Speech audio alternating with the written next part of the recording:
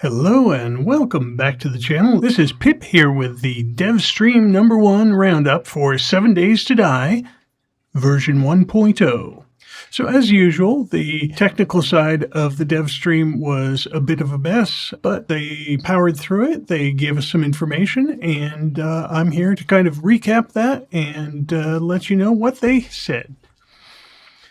So, first thing that they mentioned was that there are going to be 16, count them, 16 armor sets. Each armor set has 4 pieces, and a complete set will give you a set bonus. We don't know what that set bonus is yet, and it'll vary for each armor set. They've been working on the third-person animation, so if you play multiplayer, this will be a huge improvement. And even in first-person, you'll see gloves on your hands that match what you're supposed to be wearing, which is, new to us. They've been working on the jiggle factor. More things are going to jiggle. Things on your body, and things on your friends' bodies, and things on the zombies. Most of this is going to be very subtle. Little things like a holster or a bandolier might just sway as you move. But things like capes are going to be a little more obvious. You have capes on some of the outfits, and they're going to blow in the wind very heroically, I'm sure.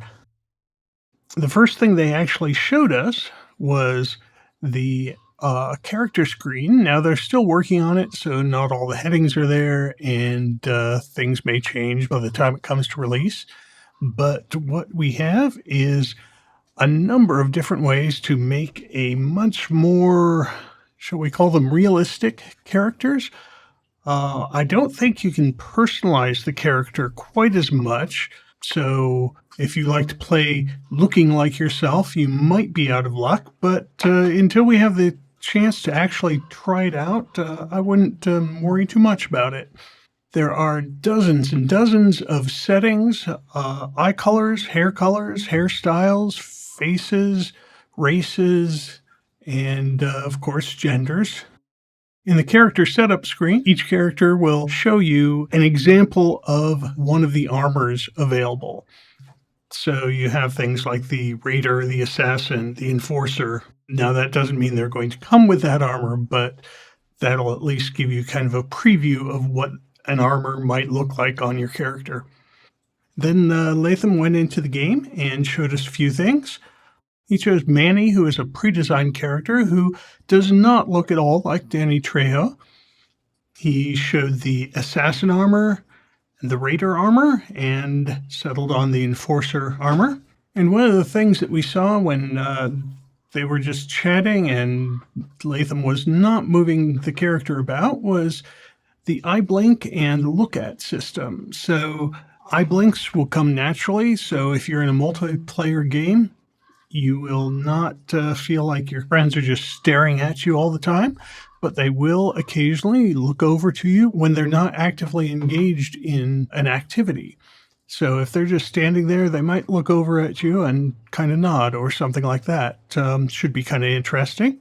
They mentioned some Horde Night adjustments. So they didn't get into this deeply, but they said that early game Horde Nights are going to be more challenging. They're going to be a little longer, and they imply that there were going to be more zombies per Horde Night. Maybe more waves, maybe more zombies per wave. I'm not sure. We got to see the new gore and explosions, along with some new zombie models. Latham spawned in a demo zombie and had him blow up. So we got to see an explosion. And that was kind of interesting. Rather than having polyhedrons flying all over the place, you now have actual boulders, chunks of rock that seem to fly all over the place. And then they settle down into the normal shapes once they're on the ground. We got to see a number of the different zombie variants. The variants tend to be clothing colors and hair colors. So the party girl has a few different colors of dress and a couple different colors of hair. And they also have skin color differences. So you have a variation from a kind of ghastly gray to an almost fresh corpse. Animals got some love this time around. So we have new animal models. There's a fur shader, which gives the animals more realistic fur. And they got new animations, so they don't quite look so derpy when they're running around. Now, one of the things that Joel mentioned is that in his game he's been playing, he's at day 70 and nowhere near end game yet. So that seems like the balancing and changes have extended the gameplay. We'll have to see how that goes. And there's the new challenge system. So this is basically reforming our quest system. The Fun Pimps showed that off. Each quest chain is listed in a row, and then you can do any of those subquests in any order. And once you complete them all, you need to make sure that you click on redeem to get your rewards. And that will also unlock the next levels of quests available. The new storage crates look good. They give you the option to create a storage crate, which you can label, and then using forged iron and after that forged steel, you can upgrade it twice. Each time you upgrade it, you'll get more storage area. You can actually upgrade it with items inside and they don't disappear. So that'll be nice. A little bit of quality of life there.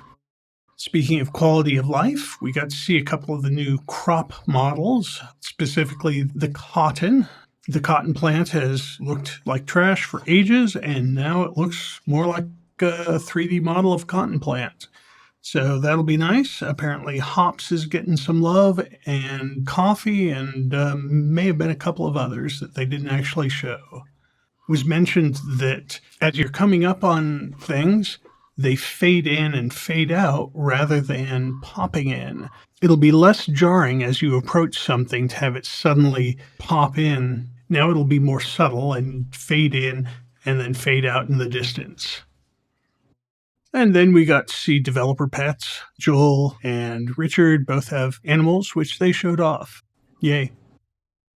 As usual, there's no firm date yet, but they're still aiming for June for experimental and then hopefully PC release and July for console release, although all of that could be pushed forward if there are technical difficulties.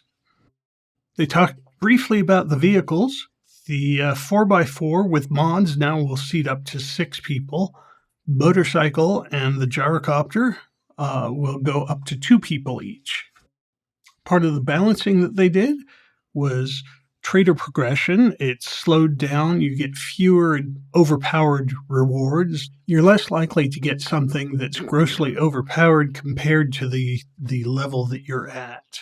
So you'll progress slower, and you'll have more incentive to craft items. Dew collectors are going to be changing for the better, I think. It looks like now you can craft a dew collector without having a water filter, but it will only give you murky water. With mods, you will be able to have it give you fresh water. So we'll have to see how that plays out in the game. It was also mentioned that there were thousands of lines of new dialogue recorded, voiceover or VO. The implication was that the majority of that was for traders and to add to the lore and the backstory of the game. They've been updating Navigaine and expect to continue to update it. No major changes yet, but you can always hope. Now for console, crossplay is waiting for approval from Microsoft and Sony.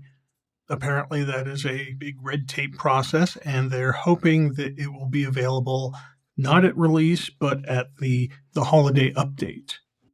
They are also still trying to get a discount for previous console owners. So again, no final word on that yet. They will be updating eating and drinking animations later down the line. They've done numerous performance improvements.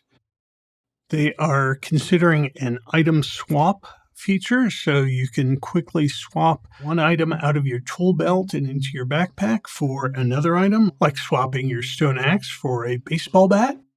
They've been updating some of the visuals, changing the atmosphere of the wasteland a little to differentiate it from the burnt biome. They are expecting to do the holiday update again.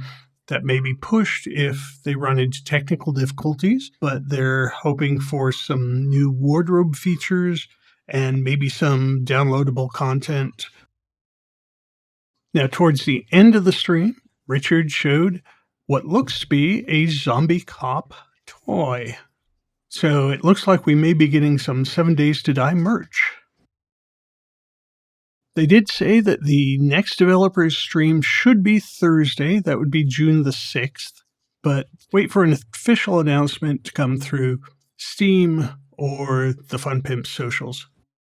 In the next stream, they are expecting to talk about things and show things like POIs, talk about random generation, maybe even show some new aspects of that, talk about the voiceovers, Twitch integration, something about New World Borders. So next Thursday, we should see some gameplay, and hopefully we'll have an announcement on when the Streamers Weekend and experimental release will be. Stay tuned, and I will give you more information when I have it. Thank you for stopping by, and this is Player Pip saying have a great day.